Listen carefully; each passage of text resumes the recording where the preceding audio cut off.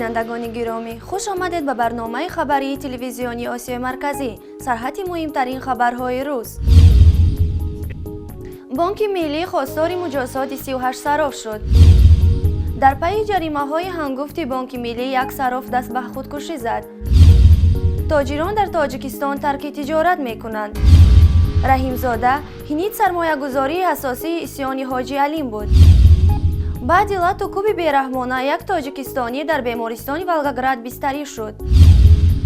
رئیس جمهور گامبیا کشورش را جمهوری اسلامی اعلام کرده است. دستاورد نظررس سنباچیان تاجیک در مسابقه قهرمانی آسیا.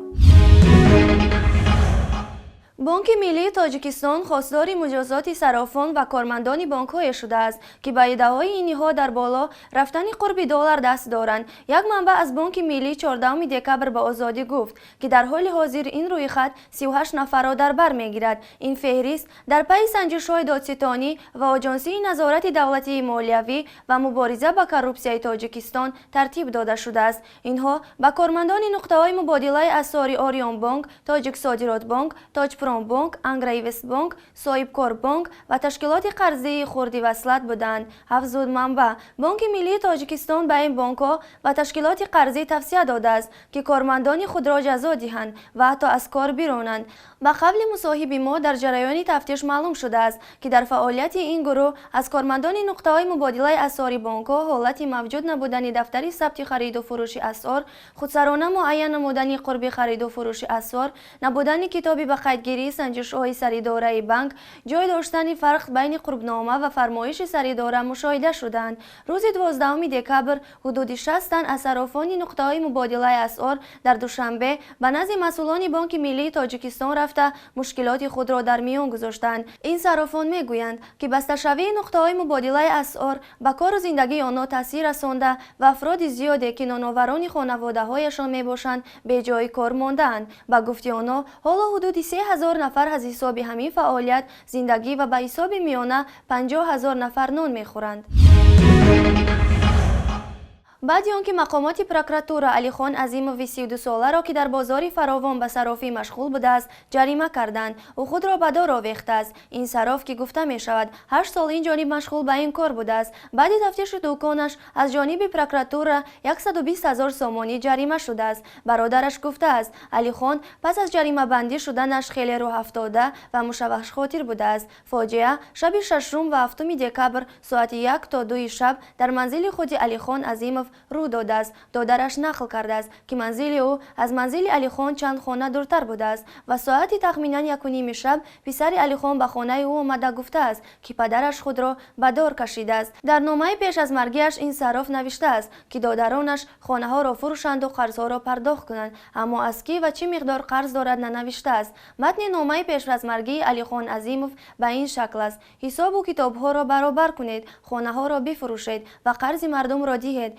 دادرهایم الوداع دادرهایم. دادرانش میگویند آنها خانه خود علی خان و 2 دادرش را به این خاطر به فروش گذاشتند. فشار بالای صرافان بعد یک بار پایان روی قرب سامانی شروع شد. مقامات صرافان را به قلابی متهم نمودند و سبب پایان روی با شدت قرب پولی ملی را هم عیب آنها دانستند. در نتیجه با یک فرمان بانک ملی کشور تمام صرافی ها در تاجیکستان بسته شدند و نفران زیادی از آنها جریمه بندی شدند. روز 4 دکبر جمال‌الدین نورعلی‌اف معاون رئیس بانک ملی در نشست مطبوعاتی با فخر اعلام کرده بود تاکنون علیه 38 تن از کارمندان نقطه‌های مبادله اسعار در کشور پرونده باز شده. آنها به پرداخت جریمه‌های کلان در حدود از 60 تا 100,000 سومانی موظف گردیدند. جز این او خواستار تشدید جزا به صرافان شده بود. هنوز با گذشت یک هفته هیچ شرحی از مقامات کشور در مورد خودکشی این صراف و یا اینکه آیا تفتیشات آغاز شده است یا نه نرسیده است. از روی معلوماتی که آژانسی آمار نزد پرزیدنت جمهوری تاجیکستان ارائه کرده است در 9 ماه سال جاری حدود 20,000 نفر صاحبکاران خرد و میانه فعالیتشان را در کشور قطع کردند. این شمار صاحبکارانی بوده است که با عریضه به مقامات انداز برای قطع فعالیت مراجعت کردند و شهادتنامه و پتنتشان را برگرداندند. شمار آنهایی که بدون هیچ مراجعت قطع فعالیت یا ترک کشور کردند نامعلوم باقی میماند. صاحبکارانی که الان در کشور با شهادتنامه یا پتنت فعالیت میکنند 155,000 گفتند. گفته شده است شمار آنهایی که قطع فعالیت میکنند در حال افزایش میباشد. سبب‌های قطع فعالیت را خود صاحبکاران، فشار زیاد بالای آنها، کمشوی خریداران با سبب بحران پایان‌روی قرب سامانی و افزایش باج گمرکی نامیدند. با سبب قطع فعالیت صاحبکاری بیکار ماندن 20,000 نفر صاحبکار در حال است که گفته می شود حدود 250,000 نفر از روسیه برای سالهای طولانی اخراج شدند و همین قدر جایهای دائمی کارشان را در آن کشور از دست دادند. وزیر کارهای داخلی تاجیکستان رسما حزب هینک ممنوع نهضت اسلامی را از مبلغگزاران اساسی حمله‌های روز 4 سپتامبر در کشور دانسته است.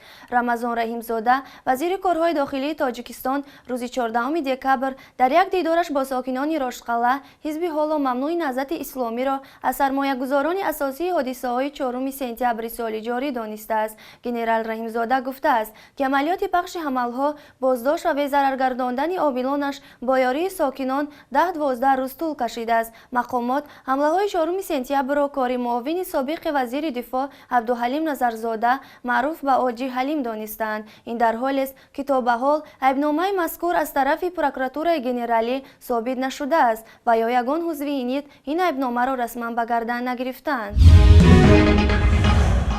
بعد لاتو کوبی بیرحمانه یک تاجیکستانی در بیمارستان ولگگراد بستری شد. روز یکشنبه 13 دکبر در شبکه اجتماعی فیسبوک عکس شهروند تاجیکستان گذاشته شده زیر آن ذکر گردید که او با آثار زخم لاتو کوبی بیرحمانه در بیمارستان یاری تاجیلی نمره 17 شهر ولگگراد روسیه بستری شده است. در همین جا عکس شناسنامه به نام مهسات‌الله رجبوف از ناحیه رودکی سال تولدش 1973 به انتشار رسیده قید شد که این مرد سنه 3 نوامبر برای کار به روسیه آمده است. کاربران شبکه که به بیمارستان به عیادت او رفتند اطلاع میدهند که وضع سالمی او وزنین بوده در خونه او مشروبات آشکار شده است. در همین حال نماینده رسمی سفارت تاجیکستان در روسیه محمد اگمزاد بعضی پلوس در این رابطه اطلاع داد که بعد چاپ این مطلب در شبکه اجتماعی فیسبوک سفارت عاجلا با سردختور بیمارخانه مذکور در تماس شده از او درباره وضع جبردیده پرسان شده است. این زمان رجبوف در شعبه تراپی بستری است. ما برابریت دیاسپورای تاجیکان در ولگگراد دستور دادیم که به عیادت او رفته کمک دستگیری نمایند. سفارت من بعد جریان این حادثه را پیگیری میکند، گفت اگمزاد. یحیی جامی رئیس جمهور گامبیا با یک فرمان کشورش را جمهوری اسلامی اعلام کرده است. این فرمان در سامانه رئیس جمهور نشر شده است. سر از امروز گامبیا جمهوری اسلامی است. ما دولت اسلامی خواهیم بود که حقوق شهروندان در آن رعایت می شود آمده است در این سامانه. حدود 90% اهالی این کشور افریقایی خود را مسلمان می شمارند.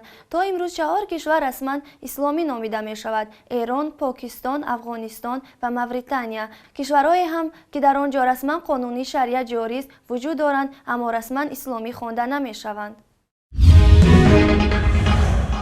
ورزشکاران تاجیک در مسابقه قهرمانی سامبوی آسیا که روزهای 11-13 دکبر در شهر اتیراوی قزاقستان برگزار شد همگی 28 مدال، 13 طلا، 9 نقره و 6 برنجی به دست آوردند. در این مسابقه حدود 300 ورزشکار از 13 کشور قاره افغانستان، اندونزیا، کره جنوبی، قزاقستان، قرقیزستان، مالایزیا، مغولستان، نپال، تاجیکستان، ازبکستان و غیره شرکت داشتند. بنا به اطلاع کمیته ملی المپی تاجیکستان با تکیه بر رادیوی آزادی، گشتنگیران نورس تاجیک در سبقت سامبوی ورزشی 8 مدال به دست آوردند. مسعود کوکنشایف و سعید نبی کمالوف که جایهای اول را از آن خود کردند با مدال‌های طلا مکافانیده شدند. 2 نفر دیگر سریدین شایف و شریف جان نظریف برای جایهای دوم با مدال‌های نقره سرفراز گشتند. 3 پهلوان نورس تاجیک ظفرجان علیف، علی شریفوف و امام جان کمالوف برای جایهای سیوم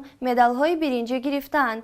در این مسابقه تنها یک ورزشکار تاجیک دلیر نیازف در سبقت سامبوی رزمی میان مردان در وزن تا 90 کیلوگرم برای جای دوم با مدال نقره سرفراز گشت. وی در خوب آزمایی‌های نهایی از کنستانتین سالداتوف شکست خورد. در این باره بر رادیو آزادی داور درجه بین المللی محمود عبدالله دبیر کل فدراسیون سامبوی تاجیکستان و عضو کمیته اجرایی فدراسیون بین المللی سامبو از شهر اتیراوی آسیای قزاقستان شب یکشنبه 13 دکبر خبر داد. یادآور می‌شویم در روز اول مسابقه 11 دکبر بزرگسالان، مردان و زنان رقابت کردند. پهلوانان تاجیک در سبقت سنبای ورزشی بین مردان 9 مدال گرفتند. 7 نفر آنها اکمالالدین کریمов، ناظم جان آخیرov، مصطفی حسنov، دیوشتیچ حبیبov، جمعخان نظریев، شمشاد عبداللهیv و نبی محمد خورکشov به عنوان قهرمانی آسیا دست یافته با مدال‌های طلا سرفراز گشتند. اینچنین دو کشتیگیر تاجیک اردشیر اسماعیلov